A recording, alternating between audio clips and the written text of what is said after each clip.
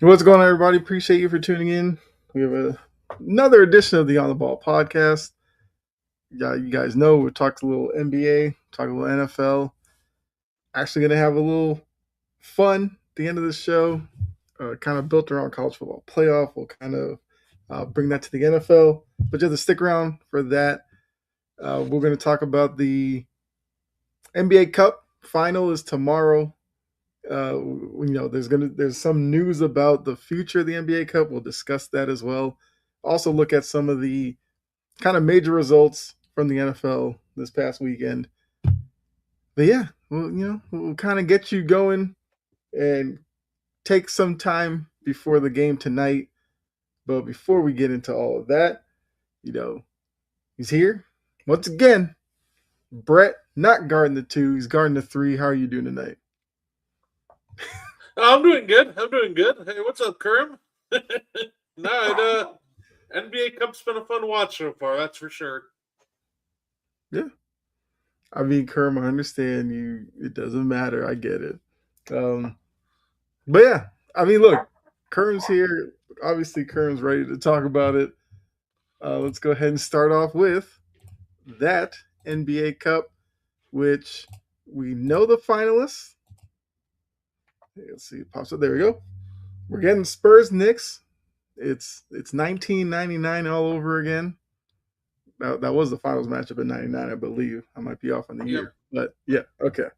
Um, so first off, the NBA did say the NBA Cup final, and I believe the semifinals might move out of Vegas because they talked about attendance being an issue.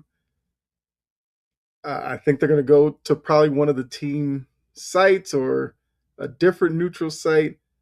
Do you think the issue with it being in Vegas is because one, Vegas is a town that's kind of built on travel and people who are there maybe checking it out. Like if Vegas had a team, it'd probably be better for them. Are you okay with them moving the NBA Cup out of Vegas? Yes. The thing about Vegas, it's not really much of a basketball town, so and it's kind of awkward, especially if the teams are like nowhere near Vegas. So Mm-hmm. unless they're flying out, it's always fun to watch basketball, but definitely I think they would benefit from a hotter crowd if they just make it a regular home game, for example, or find a neutral site later down the road that maybe is more in the middle of the two teams playing. Like I feel like once you start getting like more of the hardcore fans back into the building and not just having it far away from them in Vegas, and I think that'd be a lot better. I mean, is there a neutral site that you feel like would be a better option? Or do you think they just move it to, I guess, whoever's the higher seed come the finals and semifinals and just put it on their court? I think I'd probably just go like higher seed, put it on their court, right? They kind of earned it, but Mm-hmm. yeah, like I said, the challenge is I'd almost wait to see where the game's at and go for a unique site then, because no point in taking it out of Vegas, but picking a random court and you run into the same issue. But Yeah. say I would almost be cool. Hey, it'd be cool if they played a game in like Rutger Park though. That would be interesting. I mean, like, I obviously Vegas is kind of the spot where USA basketball plays. They probably just used it for that, and it's a obviously a market that's been rumored about when the NBA does expansion of going into that market. So maybe that's what it was, and they were trying to gauge the excitement or whatever. I don't know. Like I thought Vegas was like a cool backdrop, but I don't really have a problem with them moving it out of Vegas, really. But even though, like I said, Kerm's team did lose. Looking at the matchup, the Spurs did say that they're most likely going to bring Wemby off the bench in the final. He's obviously coming back from the injury. Spurs coming off a big win over Kerm's Thunder. Only the second loss for the Thunder. So look, they are mortal after all. They weren't going to go 81-1. And then the Knicks beat the Magic 132 to 120. And, you know, it was a good game for a stretch. And then the Knicks kind of showed that they were just a better team and pulled away. But the Spurs beat the Thunder late, very close game. So kind of handicapping the matchup, I would say. Who do you have as a favorite going into it? What should fans be looking for in this matchup? Say, this one will be a lot of fun. I think the probably slight favorite gonna guess I guess the Spurs, but because they have a really like stupid deep team, especially since they're so stocked at guard. You still have guys like Harper off the bench, Wemby. Well, right now he's coming off the bench, but he's only starting. But it's one of those things where I think I'm going to give the edge to the edge to the Spurs. Okay, I probably would as well. So, for giving it to the Spurs, what did the Knicks have to guard against, and how could the Knicks, I guess, pull off the upset if that's the case? Say, pull off the. It's really when it comes to the Spurs, you gotta kind of got to defend them honestly, right? Like you can't just double up on Wemby and pray that everybody else misses because this is just a really good deep team. But I think the Knicks will definitely have to do their best at keeping the ball out of Wemby's hands Mm-hmm. because the last thing you want to do is get Cat or Mitchell Robinson in foul trouble if he starts going off. Mm-hmm. So it's going to be a fun game, that's for sure. Okay. My Thunder needed this. Yeah, I guess to get them focused again, right, Kerm? Yeah, I mean, look, it's going to be can the Knicks handle kind of the waves of players that the Spurs can throw at them? And obviously, Wemby's minutes on the court. How do the Knicks neutralize that? I mean, I guess you'd be asking Cat or whoever to kind of obviously not lock them down, but slow them down a little bit, make it a bit tougher on them.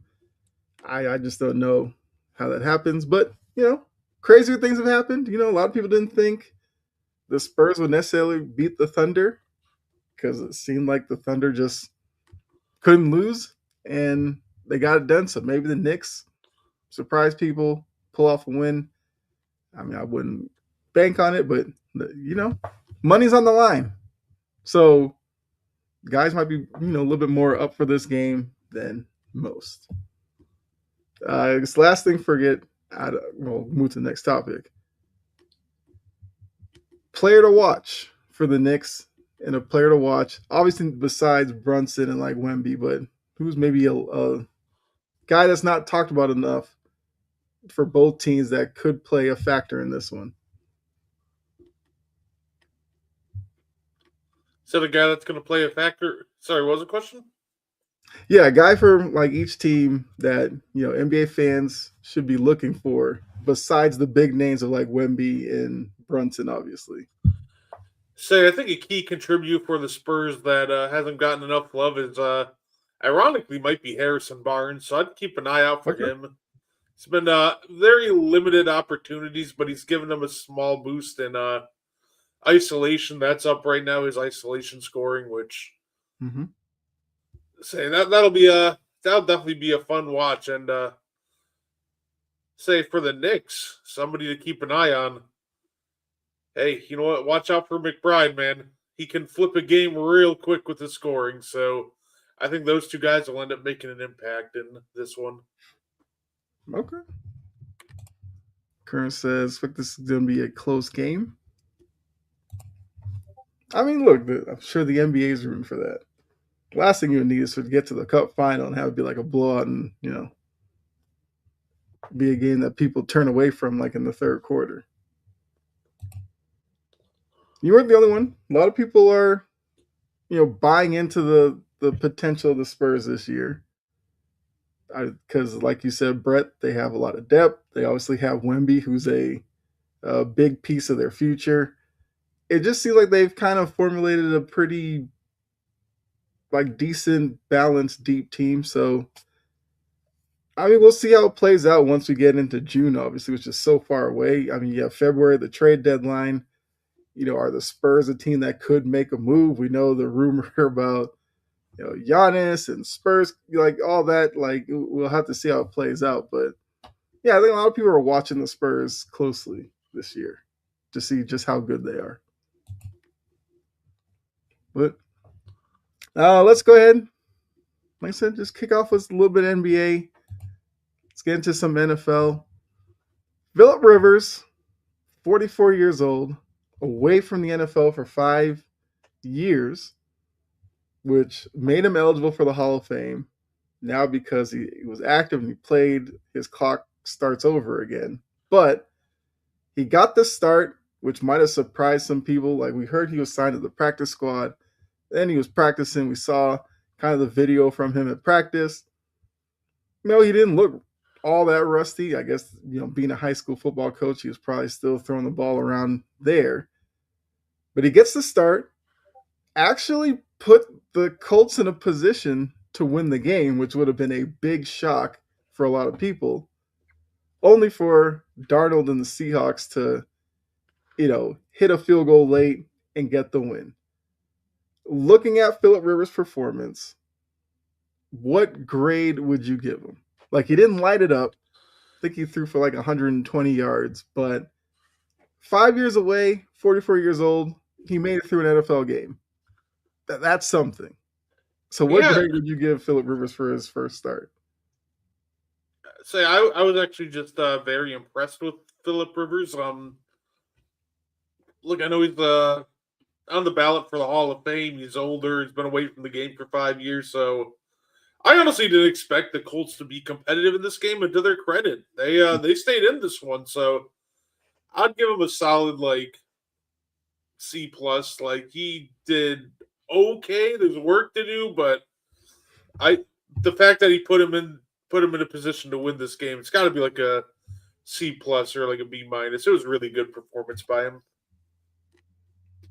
Yeah, I think that's fair. I think C grade. Like I said, making it through the game is one thing, and Steichen already came out and said that Philip Rivers will be the starter for Monday night. I don't think there was any doubt about that. But I guess just for the sake of the show, Philip Rivers was 18 for 27, 120 yards, one touchdown, one interception. He was sacked once, only a 2-yard sack, so no big deal. 52.5 QBR, 73.1 rating. So his QBR was higher than Sam Darnold, who was at 44. But Darnold had the higher rating at 84.4. So, I mean, yeah, that's pretty pedestrian, but, 5 years away, I can't be mad about that. I guess looking on the other side, Seahawks get a win. Was it impressive? No, but they're 11-3. JSN once again popped off 7 catches, 113 yards for him. Rashid Shaheed, who's been a great addition, to offset JSN, had 5 catches, 74 yards. And yeah, they pulled off the last second win. A win is a win. And obviously later on we'll kind of talk a little bit more about them, but I just wanted to kind of give both sides of the game there. So yeah, I guess how would you grade Darnold and the Seahawks performance? Because I think it was a game that a lot of people thought could have been an easy one, especially facing against old man Rivers, but they win a nail biter. Do you think they got away with one, or you still feel like they are a very good team, and it was just 1 week where they maybe let off a little bit because of the Colts and everything going on with them? Any reason to worry that they struggled so much with the Colts?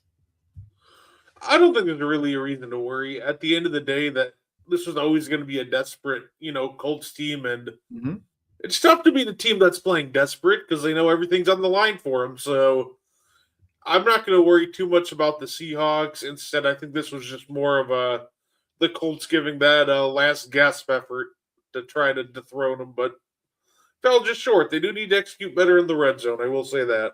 Mm-hmm. Yeah. I was trying to see. I was going to talk about the red zone percentage. Oh, here we go. So in the red zone, they were 0 for 2 in the red zone. So yeah, you can't necessarily waste those opportunities. What's going on, Jory? Colts are pumpkins and don't want to be. I mean, yeah, look, they are still on the outside looking in. They do still have an opportunity to try to get in. It's just going to be, can Old Man Rivers get him a win or two to get him in? I guess before we move off, let's ask that question. So right now, they are what 8-5. I mean 8-6. Sorry. Here's what they have left. They have the 49ers Sunday night. Then they have the Jags on 12/28. What is that? Oh, Sunday following that. And then they have at the Texans as their final game. Can they win two out of the three and give themselves an opportunity, or are they a team that just falls short? And we'll assume Phillip Rivers starts all three games. So they have Niners at home, Jags at home, Texans on the road. What I chance do you think give them of making the playoffs? I think they should. I think it should go 2-1. Like they Okay. probably don't beat the Texans, but I think they can go 2-1 here. But it feels like the way this cold season's going, they're not going to make the playoffs. They're going to fall just short though. So I'm going to guess guessing they're going to drop at least two of these. So I want to predict they go 1-2 here down the stretch to close out the year and Okay. barely miss the playoffs.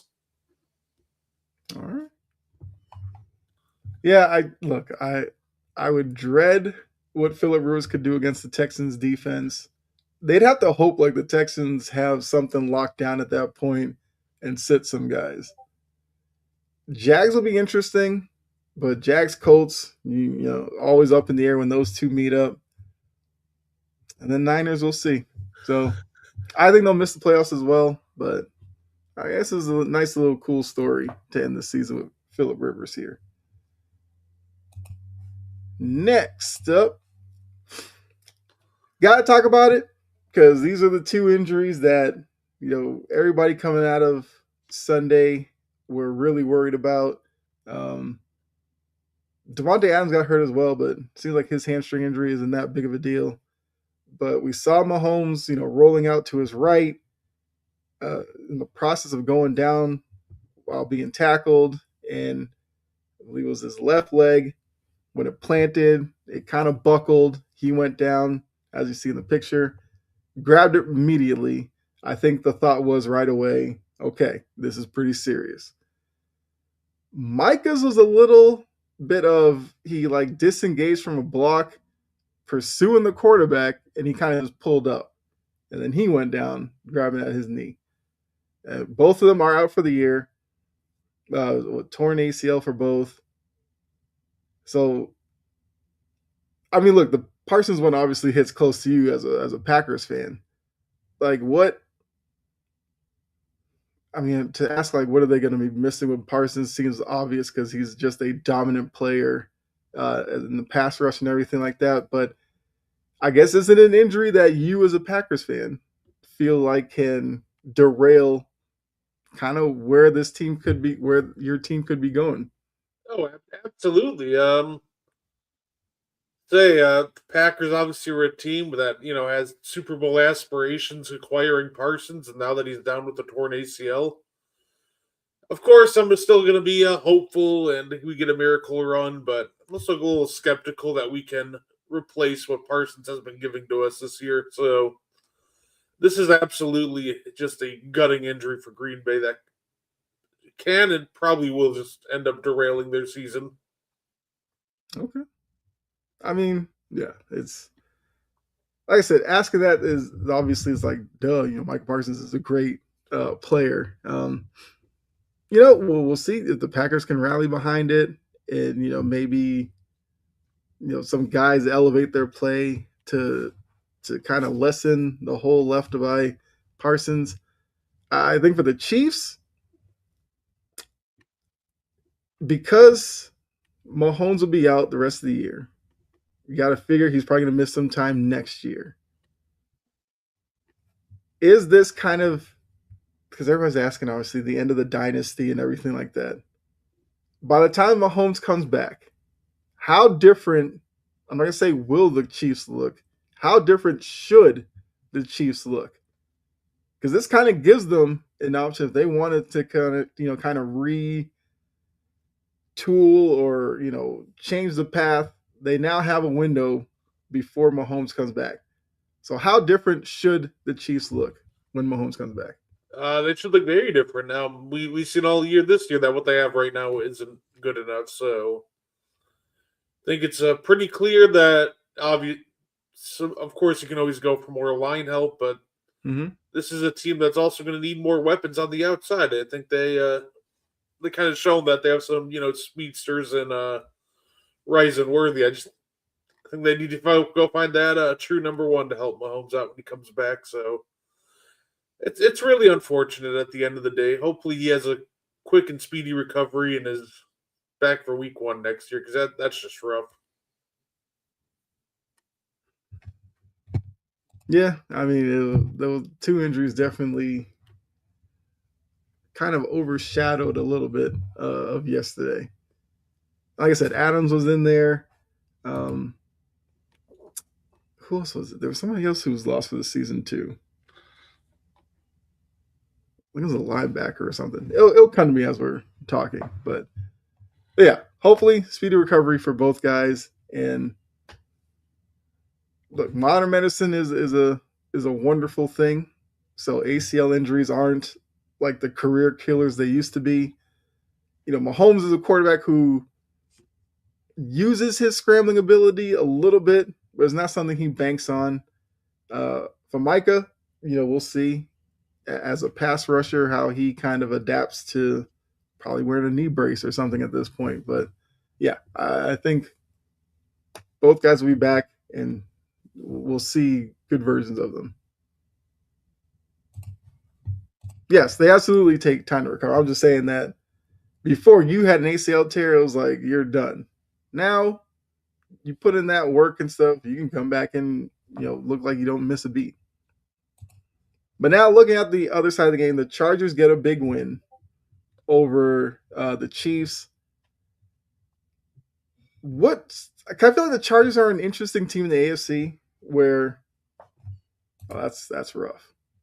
It's not an injury that I would ever want to go through. Chargers are a team in the AFC that I don't really know where to position them. Like they have Justin Herbert. Depending on how you feel about Justin Herbert, it's probably how you feel about the Chargers. They've had injuries on their line. They have a defense that plays well. They have a coach that you like with Harbaugh. But did this win, I guess, tell you anything about the Chargers, or is it more so about the Chiefs losing Mahomes and that's why, or something? Are they a Hey, dangerous team? Are they being overlooked a little bit? I think the Chargers team is. I think it's dangerous to an extent, right? I think they're a dangerous team who can put up a fight against anybody. But I don't think they're. I'd put them in like dangerous as in like Super Bowl contenders. See you in Santa Clara in February. Right. But I do think this is a dangerous team that can give anybody a run for their money. I do. I don't think that they've let the loss of Alton Slater throw them off too much, which is actually really impressive. Mm-hmm. But when we get to the big games, I think that's also going to work really badly against them. So I'll give them credit though. A lot of people go through the injuries that they have. They would have folded. The Chargers haven't. Yeah. Look, I like the Chargers going into the year. I feel like I've wavered a little bit on them because of the O-line injuries, but it'll be I guess a big playoff for Herbert, because I do think Herbert is a quarterback that I think people are wondering when it's time for him because we see kind of the talent that he does have. It just hasn't translated so far in January. He was 19 for 29 for 210, touchdown interception, nothing great from him either. And just say Mahomes was 16 for 28 for 189. So neither quarterback had great games. In Hampton, 61 yards. Like, it wasn't a great game either way offensively. That probably speaks to both teams' defenses. But, you know, like you said, bigger games are yet to come for them. And I feel like that's when we'll kind of judge this team a bit more. All right. The Broncos beat your Packers, as we talked about earlier.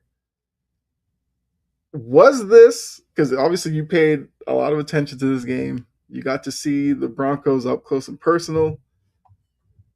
Was it the best game from Bo Nix that you've seen? And are the Broncos the best team in the AFC right now?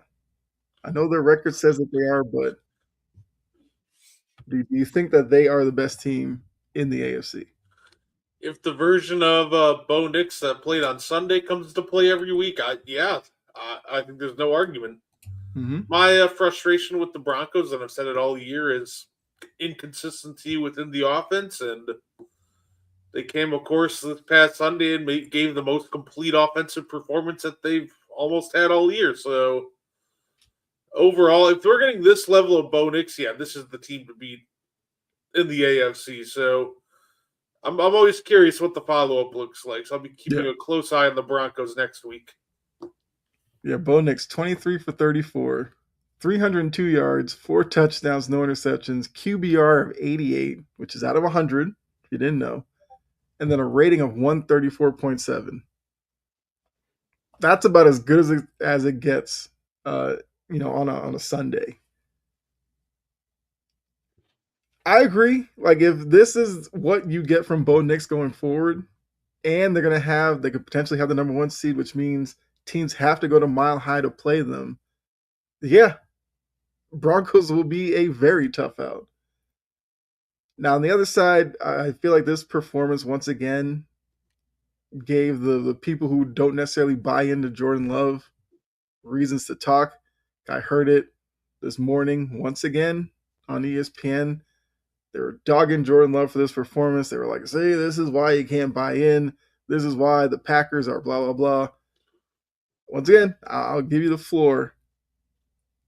Jordan Love's performance, what do you grade it? Where was he maybe better than people think, and where did he fall short? The 2 interceptions obviously are a negative mark against him, but how do you feel he played against that Broncos defense? Definitely wasn't his best game. Obviously, to use it as a whole like rant that why you can't trust Jordan Love is stupid. I think the 14 game sample size, like I'd say out of his 14 or 15 games he started at this point this year, whatever week we're in. Mm-hmm. I think like the 11 to 12 amazing games he's had like outweighs the couple of rough ones, and yeah, he absolutely did need to do better, but I think it was a rough one for us, but we'll bounce back to Saturday. Take care of business against Chicago.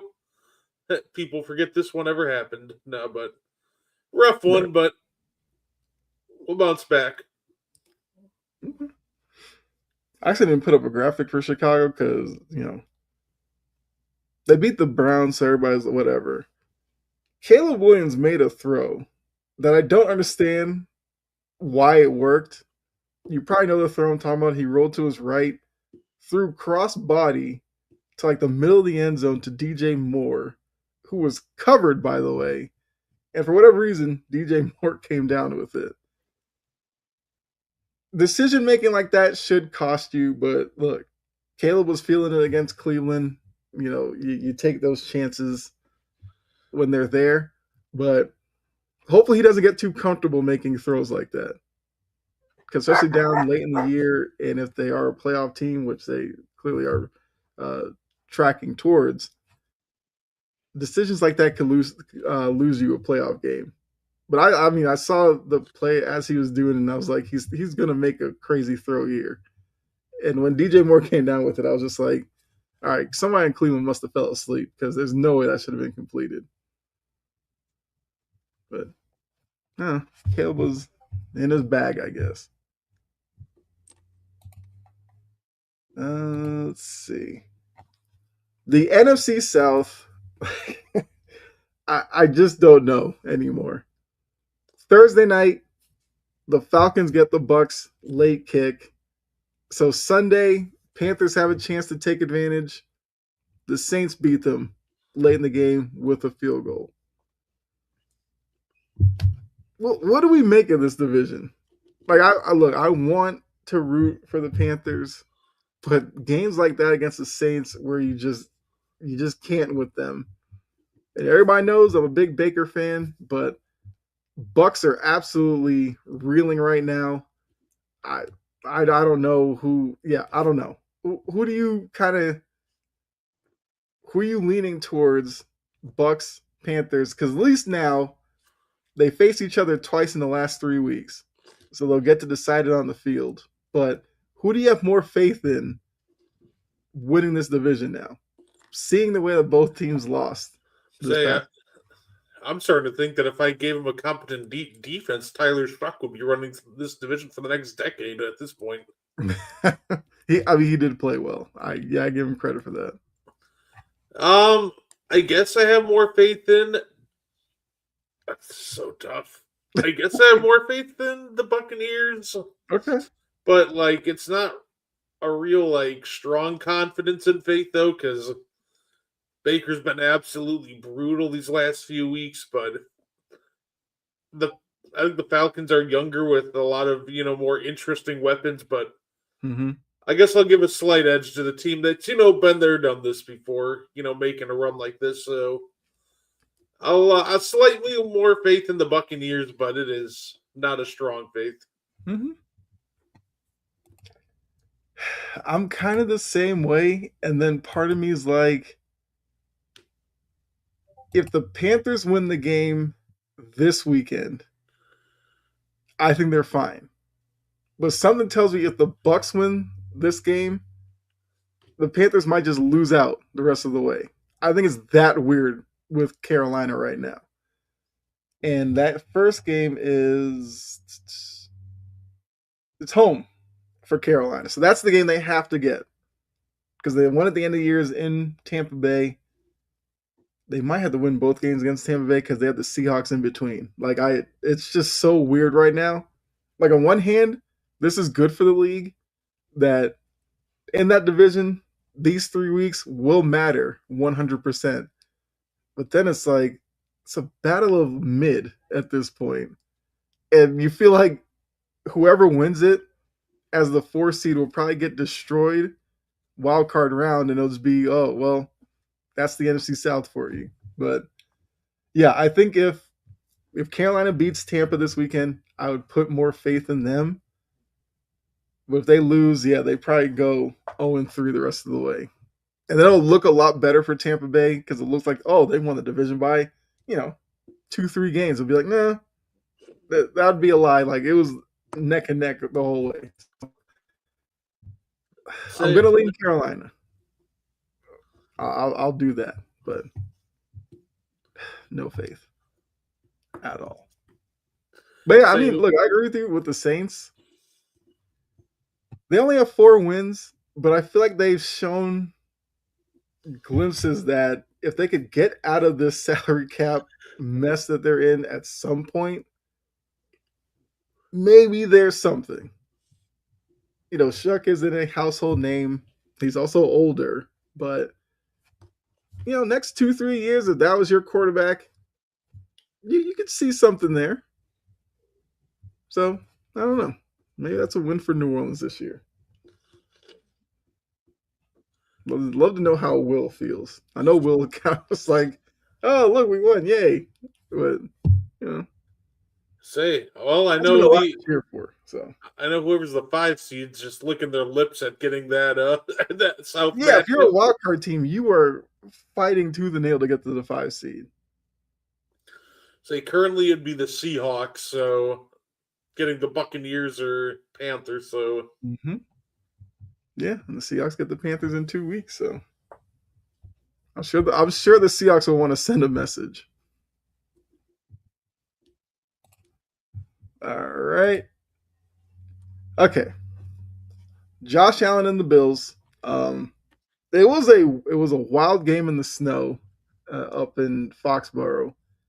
Patriots get out 21-0 lead, and then the Bills do what the Bills do because ESPN put up a graphic with um, the Bills. I guess like the Patriots are like one of the best first half teams in the league, and the Bills are like the best second half team.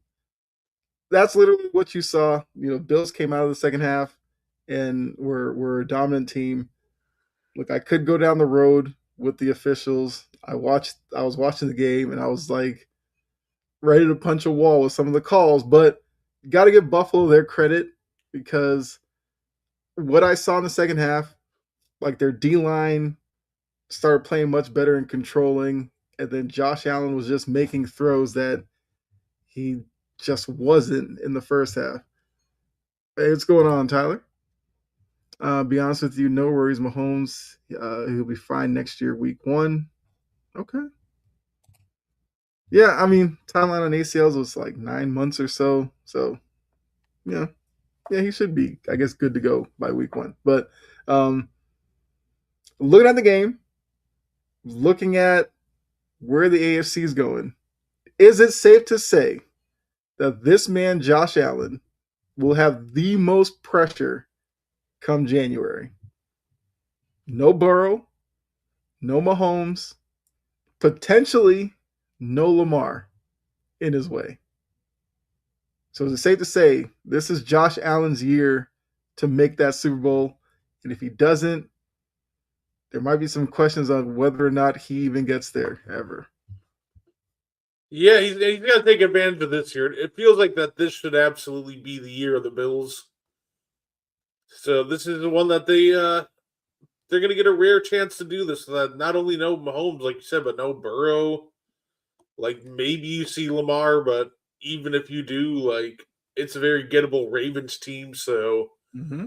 overall, I think you're right. I think this has to be Joe Burrow's year. It's his opportunity. Let's see if he can seize it. Yeah.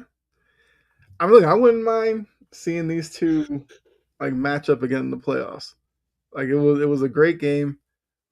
I feel like, looking at it this season alone, the next few years with, May, Allen, Vrabel, I'm assuming McDermott's there, but we know his job could be a little shaky.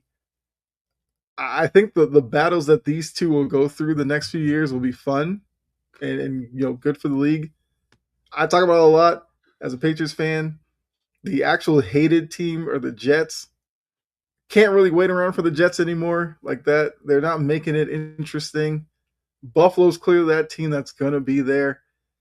And yeah, I just think the way that the two quarterbacks are compared is just natural. So I mean, I predicted the Bills were going to win yesterday. Not necessarily the way that they did, but I'm here for it.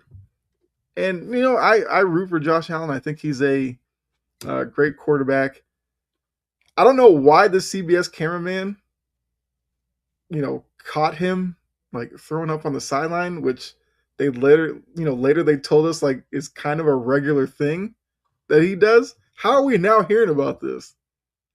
Like he normally does this during games. Like that's crazy to me. You can't stand the Bill. I mean, I can't, but I respect them. Like the Jets, I can't stand them. Like they are the most annoying team in the division. The Dolphins, I'm just like whatever with them because they just don't factor to me. So the Bills have kind of taken over as the, I guess, hated rival. I feel like the fan bases respect each other. The Bills fans get wild when they throw, toys and stuff on the field. They're crazy for that, but then they kind of do the stuff like Andy Dalton, sending money and stuff. Like you have to respect them. Yeah, Yeah. Kerm, you get it. Yeah. Say, I know I've always wanted to go to a Bills tailgate. Looks like a lot of fun. I mean, they're jumping through tables. Like, Yeah, like who wouldn't want to go through a table before the game? right. Yeah. Um.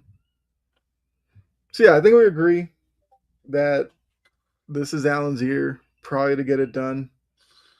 Because one, those other quarterbacks could be right back in the picture next year. So this is his opportunity. With Eagles and Astros, I can't respect them for some reason. Astros, the trash can thing, I don't think anybody's gonna get past. The Eagles, I think a lot of that, the Eagles fans are kind of noted for being, I guess, rowdy and starting fights and stuff. Like that's what I've heard from people who've gone to like Super Bowls that the Eagles are in. Usually, Eagles fans for whatever reason are like fans that they just can't stand. So I guess Kerm, I understand where that's coming from. I mean, I've never been to a game where Eagles fans were there, so I don't have any personal experience. But that's usually what you hear about. They're like, "Oh, Eagles fans are so whatever." I mean, Brett, I'm just gonna ask, like, who's the fan base you don't like, but you can respect? Oh my goodness. The easy answer for me, this is actually pretty easy for me because I say there's not really a fan base that I dislike. I guess a team. Which like We'll leave the fan bases out of it. say like team, I just hate people that. So weird to say, but I just hate people that play really bad, like football or basketball. Like for example, it's like in basketball, the longest time I did not like the Toronto Raptors, like post Okay. Kawhi, because it was all like just six, like 10 and up players that just had the same skill set, and I'm like, this is really ugly basketball. And it's Mm-hmm. kind of the same in like football to me. I don't actually like you'd think like it would be like, oh, I don't like the Bears. That's not true. I think the Bears have been entertaining to watch this year, but like my team that I hate to watch this year, give me the Raiders. They play such ugly football. Like I can't do it. Like at least the Bears can entertain me. Mm-hmm. The Raiders, I can't be entertained at all by them. Yeah, every time you watch the Raiders play, you're just like the same way I thought about the Falcons when they took Kyle Pitts is how I felt about the Genty pick.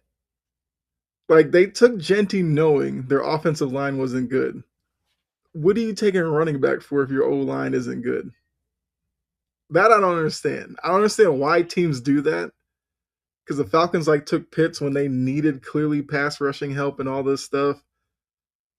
So some teams just fall in love with certain players and their attributes and just go, "Oh, I'm just gonna take him just to take him." And like the fan base gets really excited, but then you think about it practically, you're like, "Gee, Genty has struggled his rookie year. Wonder why? Quarterback play isn't good, and the line stinks." Great. Welcome to the NFL, Ashton Genty. Bears are great this year. They're having a great year. Uh, I thought they were going to be better this year. I don't think I saw them being this good, but you know, I mean, I'll speak for you, Brett. Like, if Bears Packers is actually competitive, great for the league, and that's where it seems like we're going right now.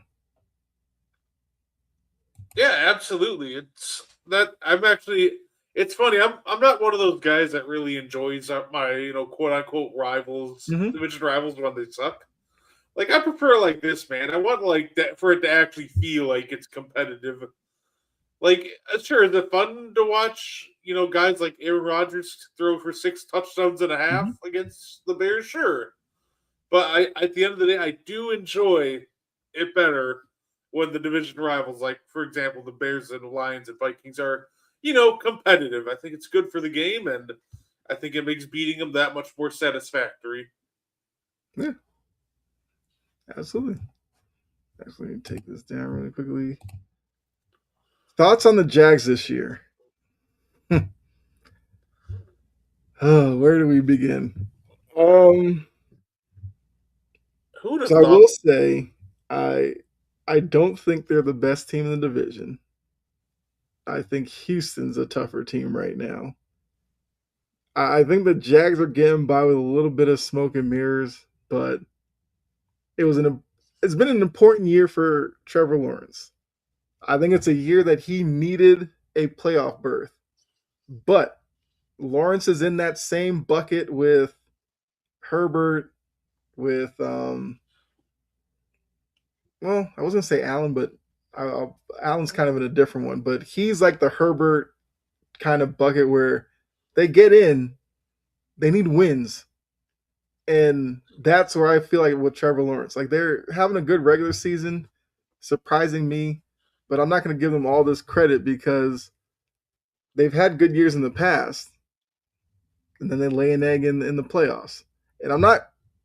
I mean, I can't take away the win against the Chargers, but let's be honest, Trevor Lawrence was terrible in that game, and they won because Brandon Staley is incompetent. That's why. So if the Jags can get a playoff win or two, I'd be impressed. Other than that, I think Liam Cohen has shown he was a good hire. I just still have my questions about Trevor Lawrence. And the defense is kind of turnover centric. Like if they don't get turnovers, they're not that great. So yeah, I don't know. I guess what are your thoughts on the Jags? Yeah, I want to give credit to Liam Cohen. It looks like the Buccaneers made the wrong move in letting him walk. Probably should just. I know some fans were calling for making him the head coach over Todd Bowles, but Mm-hmm. at the end of the day, I think that Cohen's done a great job in turning around the Jags. I think they're a fun team, but I don't think they're going to be a real threat to make a lot of noise in the postseason.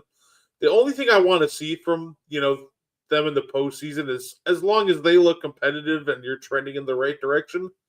If you're Jacksonville, you're good. So to me, they're having a great year. They've exceeded my expectations, and I'm not expecting any. I'm not expecting any wins in the playoffs. Just look competitive, look good, and continue to show the world why you're trending in the right direction. Mm-hmm.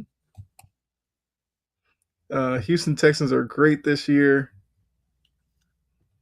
They're great down the stretch. I think overall their season's been good. They still have questions. I think people have questions about their old line against certain defenses in the playoffs. CJ Stroud. I think defense wise, yes, defensively they've been great. They're another team that you kind of have questions about their offense, but I do think the Texans are trending in the right direction. Like between the Texans and the Jags, the Texans are the more dangerous team to me. Cohen will be fine. The biggest issue is Sunshine. That's why I'm like, he needs a playoff berth, but that also can't be enough for Trevor Lawrence. He needs a playoff win, I think, badly. Yeah, Texans have been much better defensively than offensively. So 3-D. All the Shador channels were quiet and silent yesterday. None of them went live. Look, this is where you feel bad for Shador. I feel like every year there's that athlete that fans pop out and make them better than what they are. Shador is a developing quarterback, and the same people that you're talking about 3-D, because I know what you're talking about. Last week you couldn't get them to shut up and stop posting about him, and today in the aftermath, I have seen literally nothing posted about Shador performance yesterday, and we know why they're quiet. He didn't play well, but that's what you're going to get from a guy who was a fifth round pick, only his third start. Like it's annoying. Like just let it play out. Like once he becomes a better quarterback, you want to start boasting about him, fine. But this week to week stuff, it's like y'all like they just kind of make people not want Shador to do well, which I think is unfair to Shador, but that's that's kind of how people are on social media.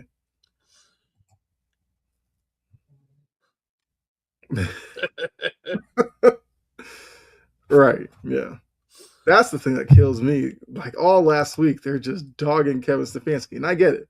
Not having Shador out there for the 2-point conversion was a dumb move, but so does Stefanski get credit if Shador plays well, but he doesn't when they lose? It's like it's too much. I don't even really want to talk about it. But By yeah, the way, what made that a touchdown the most impressive with Simons is like you would have thought like he was just some oversized tight end the way that he just so nonchalantly did so well in the scramble drill. Like you got like receivers that have no clue what to do in the scramble drill, and Simons who's like maybe practice pass receiving the ball not a whole lot was like, oh, let me just go find the soft spot in the zone. So it's great. I do love the touchdown. That was absolutely terrific from Simons. yeah. And look, it's the end of the year. Why not have a little fun on offense? Try, throw some tricks out there and see what happens. Even the play before that, Cam Ward went downfield. Van Jefferson, of all people, came down with a tough catch and double coverage. Yeah, let him air it out. Let him go downfield. Because at this point, if he throws picks, so what? But he can make some plays, and that can build into something next year. But I agree with you. You put running backs and wide receivers in that situation. Some of them don't do what Jeffrey did, and Jeffrey found soft spot, put his hand up, caught a touchdown. So you obviously know now he's probably gonna be dogging the coaching staff like every week. Hey, just put me out there. I can make a play.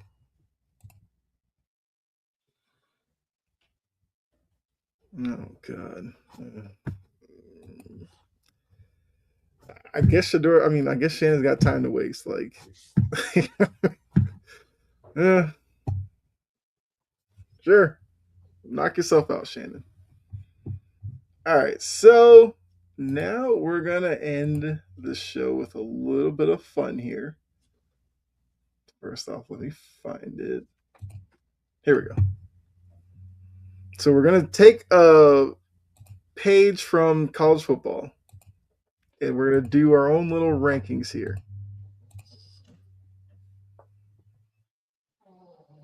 As a pro, but is there a good spot for Dylan Raiola in transfer portal from Nebraska?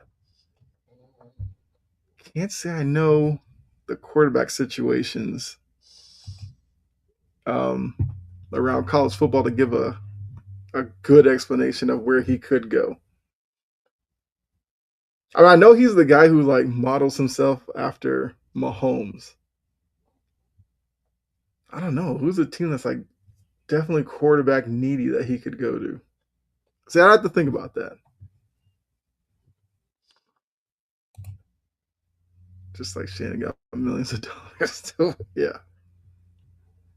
And Ocho's holding some of that. That's still the funniest thing. He reminds Ocho that he owes him money, and Ocho goes, all right. Then he never gets it.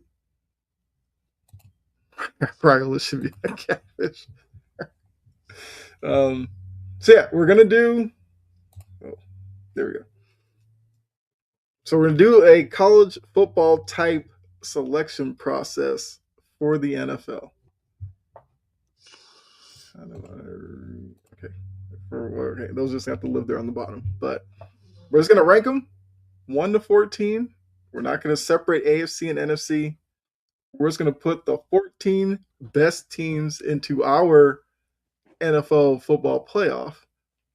And maybe we'll do this like every week since it is the end of the season, see who's moved in, moved out, and we'll just have some fun with it.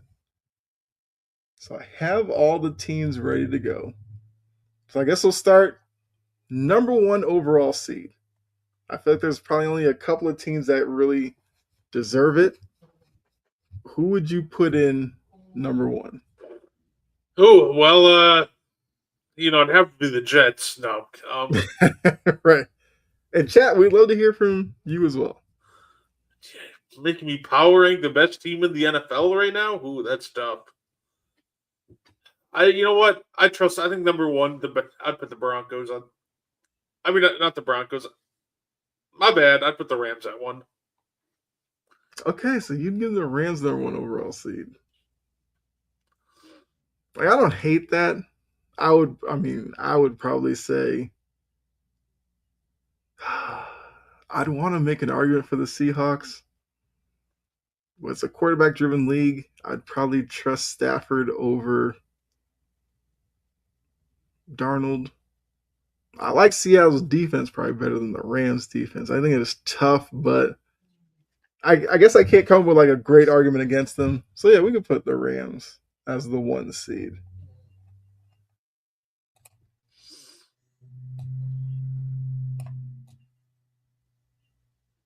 All right. All right. So would the two seed for you be the Seahawks, or do you have somebody else in mind? Or would Who? you get to the Broncos? I think the Broncos could make an argument based off of yesterday and how they played against Green Bay. No. I think I would go Broncos at. Well, I'd go Broncos as two. I think even with their, I think you can make an argument for them more than the Seahawks, and I'd be all right with it. But I like the Broncos here. I think the Broncos just have the best defense in football, and you get them like yesterday when the offense was clicking on full cylinders. They have an argument for one, so I'm gonna go with Broncos as two. They should do a bracket to see who gets the number one pick. That has been my out of the box thinking for the NBA for like 3 years now. Take the lottery teams, do a little tournament with them. Winner gets the number one pick. I feel like at some point we're gonna get that. And I'm just gonna be like, all right, commission was listening in. Where's my royalties? Exactly. So Jory would go Rams 1, Broncos 2, 3 Pats, 4 Seahawks. Okay. So since we were torn on Broncos as 2, we'll let Jory be the tiebreaker. We'll put the Broncos in at 2. I'm not mad at that. I really like the Broncos defense. Look, I'm hoping like Bo Nix isn't the reason that they kind of lose in the playoffs. I think it'd be a tough summer for Bo Nix if he is the reason behind that. All right, so we'd have our 2 bye teams, Rams, Broncos out of the way. And who knows, maybe we'll create some interesting matchups here. So the 3 seed, would we go? So I guess the 3 seed would be an argument between Pats, Seahawks,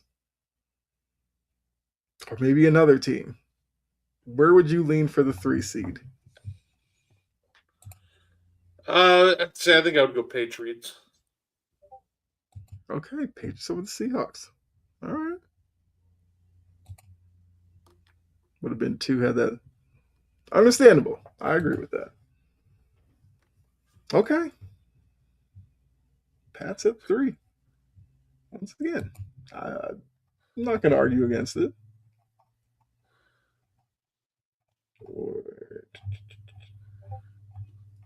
I know the Patriots in here somewhere. Where are they? I wish there was a way I could just filter it out. But all right, while I'm looking for that 4 seed, is that where the Seahawks would go? Yeah, I think so. Okay. I actually think Jory's got it right in the comments there. Don't get offended. I'm watching your Celtics. Does that mean that are they getting like destroyed? No. I mean, they're playing Detroit. They've actually played Detroit kind of tough this year.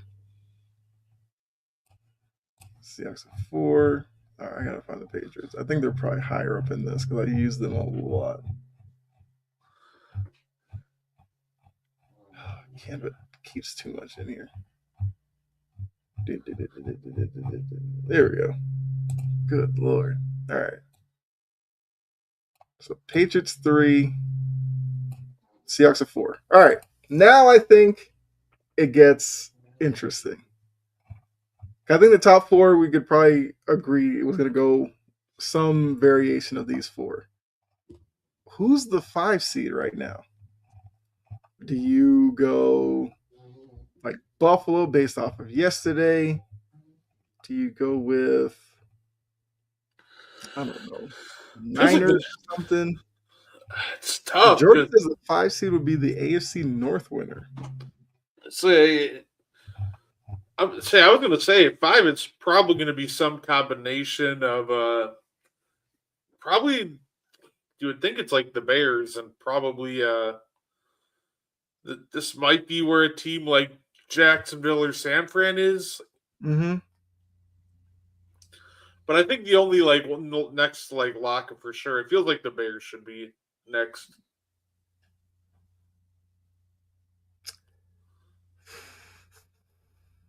I don't hate that.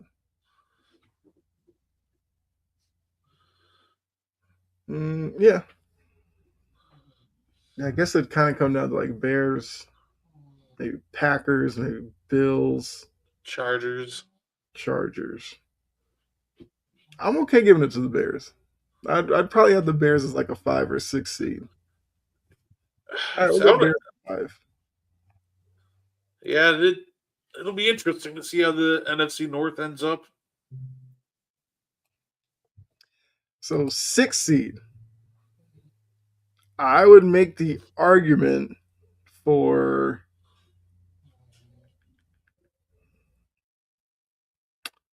maybe prisoner of the moment. I'd probably put the Bills at 6. I think feel like the next like couple are like very interchangeable, right? This is where you Mhm. got like Bills, Jacksonville, maybe San Francisco. Say if you want to go Bills here though, I'm down for it. All right.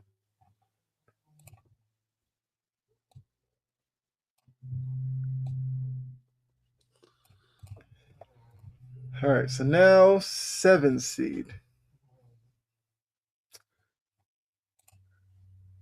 Bears always make some wild mistake in the playoffs, like double field goal. Ah, the double doink. Going for Cody Parkey.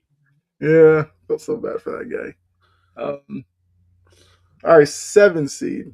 Do you go like yeah? So I guess it'd be Chargers in this equation. Maybe Jags. Chargers, Jags, 49ers, that trio. Yeah.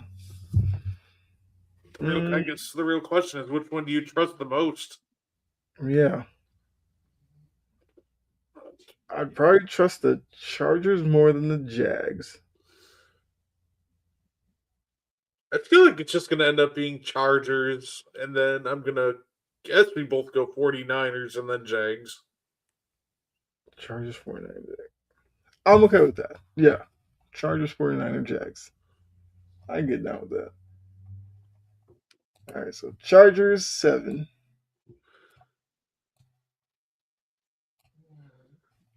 Then 49ers.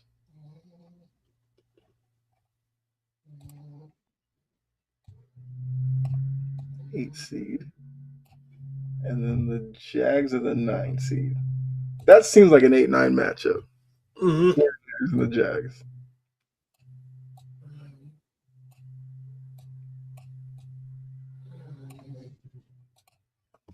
All right, so now we're into the double digit seeds. Only a few more left. So 10 seed. Is this where the Packers come into play? Yeah, say I think this is where team like someone like the Packers would come into play. I'll keep it. I'll keep it fair though. I'll go Texans before us, and then Oh probably yeah, go I Green Bay. completely forgot about the Texans.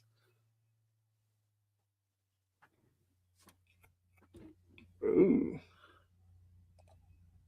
I'd almost go Texans over the Jags then.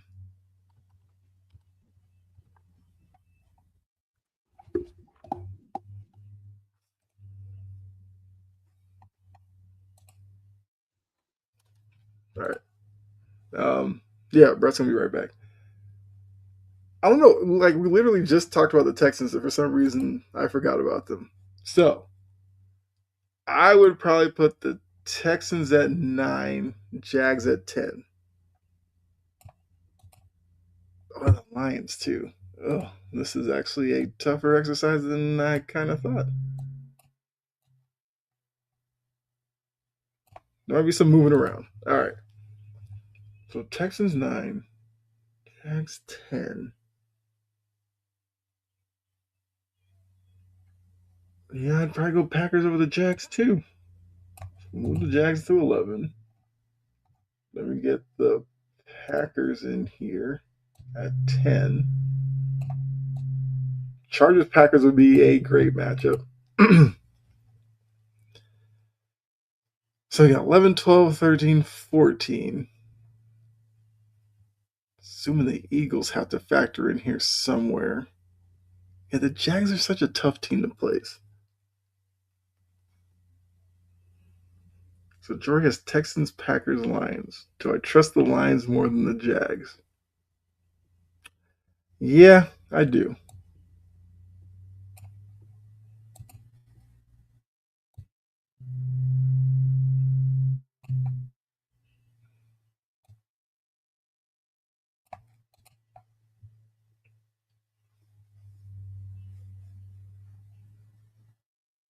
Bills Lions would be a fun matchup. Niners Texans. I think we're lucking into good matchups. You'd have the D'Amico Ryan's Bowl there.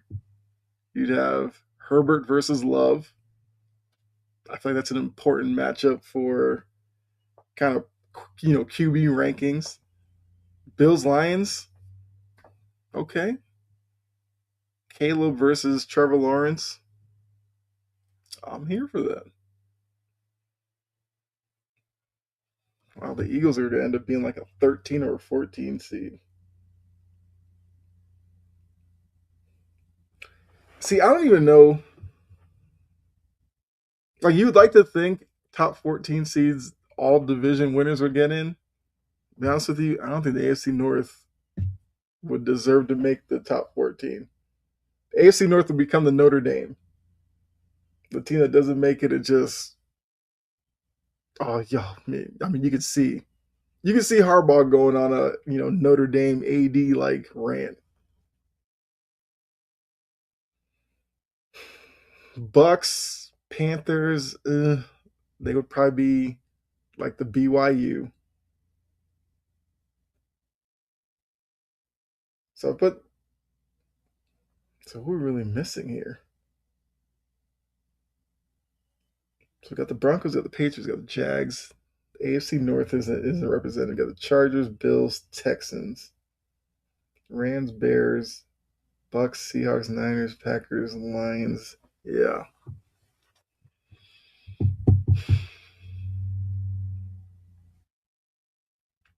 So now doing it this way.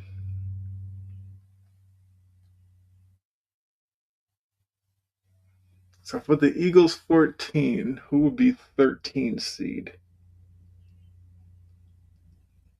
I'll put the Eagles at 13.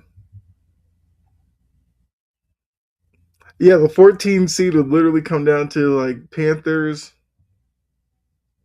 Ravens, Steelers, Bucks. There'd be so many teams fighting for that. So 13 will go Eagles. Where are they? There we go.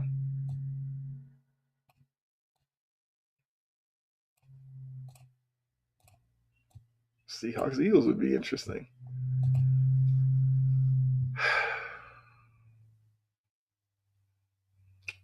Yeah, I guess right now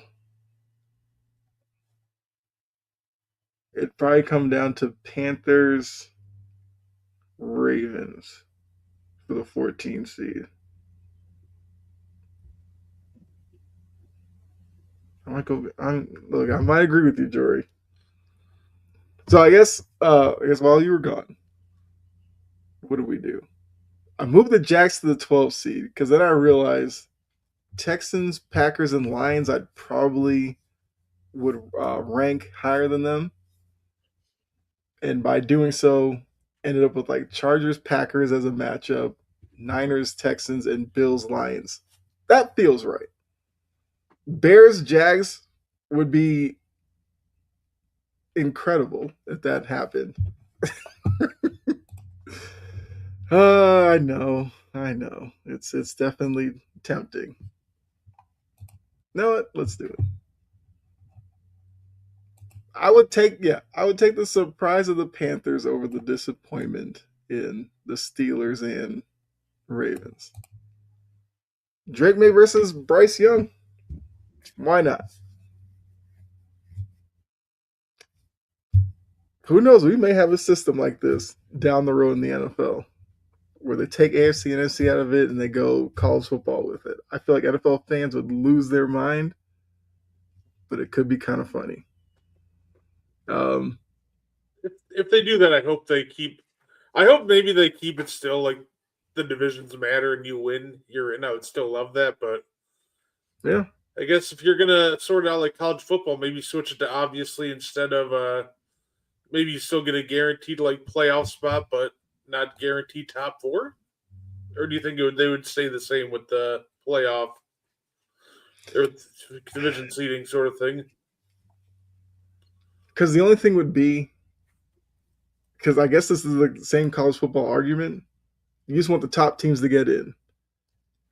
It's hard for me to argue that Pittsburgh or Baltimore is a top 14 team right now in the NFL. And that's why I joked kind of when you were gone that Baltimore might turn out to be Notre Dame, where this happens and they're the first ones to like, you know, curse the whole system and talk about it's not fair and everything like that. I think looking at this, not terrible. No, Rams Broncos as top two seeds makes a lot of sense. You know, Patriots Seahawks at 3 and 4 makes sense. I think the only place maybe there's some discussion is like 9, 10, 11. How do you feel about Texans, Packers, and Lions? I think they're you can make an argument for either one of them in either spot.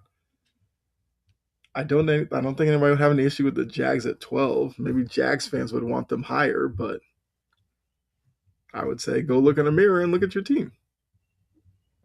And maybe the Eagles. Because at first Jordan was saying to put the Eagles as a 14 seed. I couldn't put them lower than necessarily the Panthers. And I guess the 14 seed will, anytime you do a system like this, the final team is always the biggest argument. But I think this would make a lot of sense. oh, fair enough. Like I said, we'll next week maybe we do another selection show and see who moved in, who moved out, anything like that. I mean, this late in the year, the top 14 might be kind of set. The only teams that could maybe take a spot would be like if Old Man Rivers gets a win or two with the Colts, maybe the Colts jump in. I don't know, but that's what we have. I will put it up on the Wire to Wire page. I'll have to put the caveat that we use a college football system with this. Some people might be like, "Oh, you can't get Chargers and Packers in the first round. What are you guys talking about?" Just let it live. No, because you're gonna hear a bunch of crying from teams like the Bears and the Cardinals. Yeah,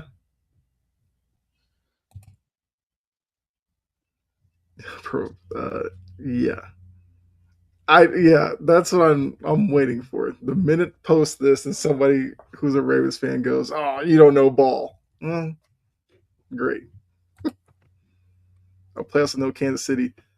I saw a stat where last 28 years. The way they phrased it was like so whatever. It was like the first playoffs without Manning, Brady, or Mahomes in 28 years. And I was like, I guess that is true. Because Brady made it every year. Since Brady's been out, Mahomes has made it every year. Even though Chris Jones didn't know. He was a little surprised when they told him at the end of that they were eliminated. I think it's going to be interesting with no Kansas City.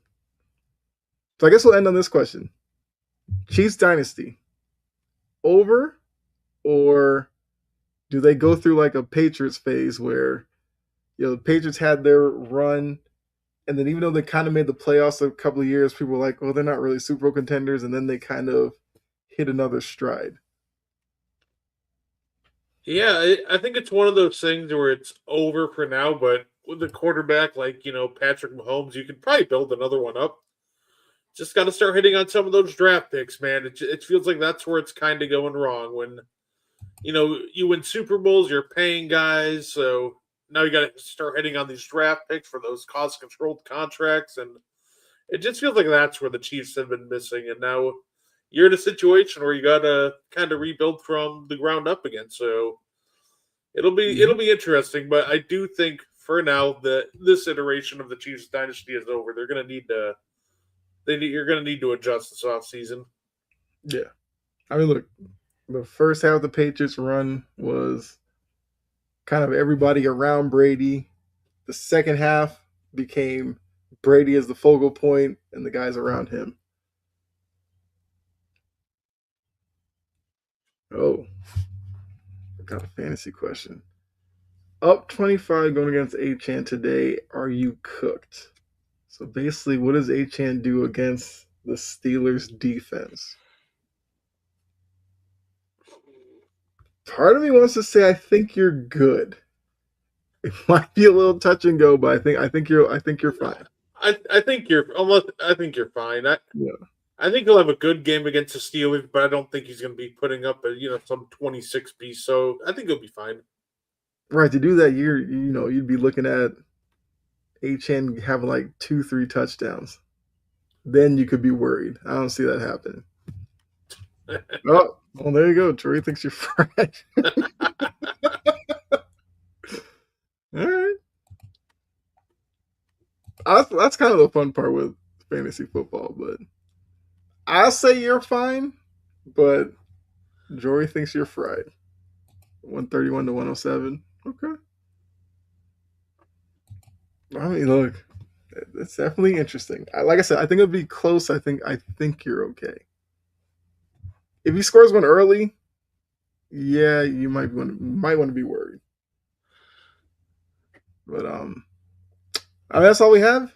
Like I said, I will put up the our college football location of the NFL playoff process on the Wire to Wire show page, well, network page, I should say.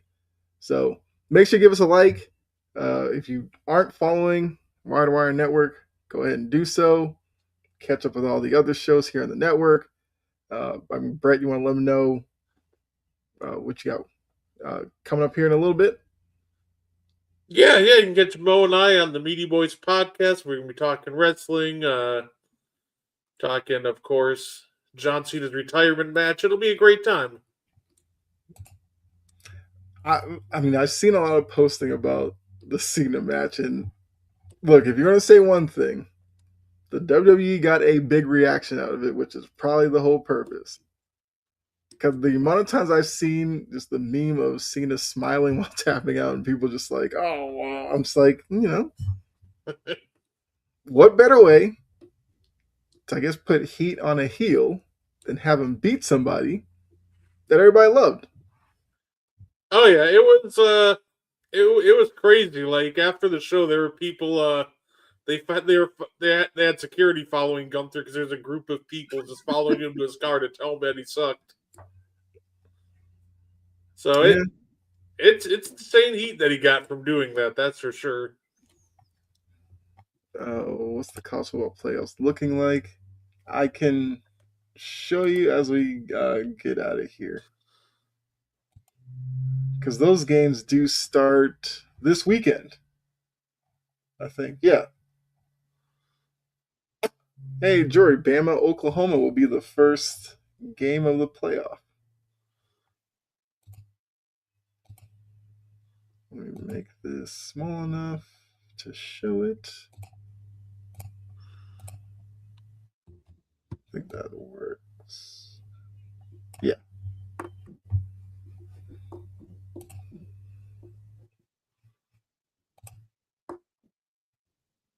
I don't know if that's readable, but you got Oregon, James Madison, Bama, Oklahoma, Tulane, Ole Miss, Miami, A&M. Then teams on a bye: Texas Tech, Indiana, Georgia, Ohio State. That's how the bracket looks. Yeah. And the quick thing, the Fernando Mendoza stuff, which I guess I'm giving away here. You'll probably hear about on Passion and Precision on Friday. The amount of people losing their mind because he spoke in Spanish for a little bit for his grandparents. Y'all need a hobby. Like, the man's communicating with his grandparents, people that he loves, and people are like, oh my God, he's speaking Spanish. Like, I just can't. I just can't when stories like that come out. It's so annoying. Like, let him have his moment. Let his grandparents have their moment and just keep it moving. Oh, fair Yeah, enough. yeah, that's all I wanted to say. And good for him. First Indiana player to win the Heisman. Good for him. I could either have a wonderful sports weekend or a pitiful one.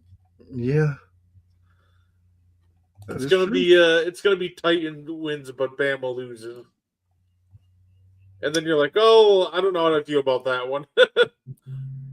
I'm hoping for just a great college football playoffs and just I don't know. I don't have let's say a dog in the race per se, but I'm just hoping for a really competitive and a really fun time.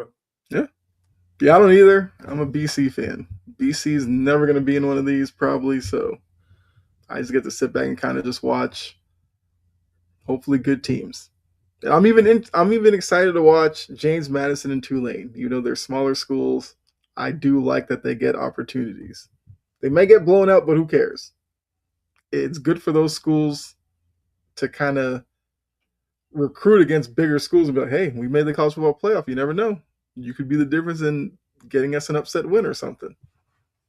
But, college football fans don't necessarily see it like college basketball fans. College basketball fans, you'd have people like betting money on James Madison upsetting Oregon if it was college basketball.